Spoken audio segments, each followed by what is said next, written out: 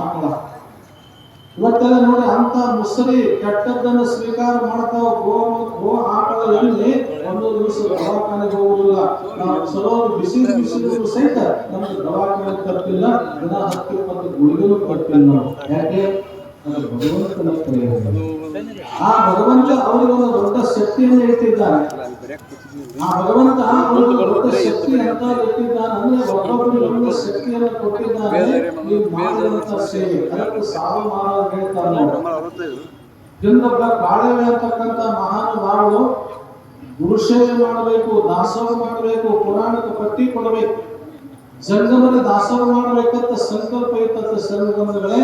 ಆಗ ಬಹಳ ಬಡತನ, ಎಷ್ಟು ಬಡತನ ಇತ್ತು ಅಂದ್ರೆ ಹೇಳಲಾಗ ರೊಟ್ಟೆಗಳು ಕೊಬ್ಬರಿ ತುಳುಕ ಹಾಸಿಗೆಗಳು ಸೀಲು ತಟ್ಟಾಗಿ ಹೋಗಿ ಎಲ್ಲರೂ ಕರ್ಕೊಂಡು ಹೋಗವರು, ಎಲ್ಲರೂ ದಾಸೋಹ ಕೊಡೋರು.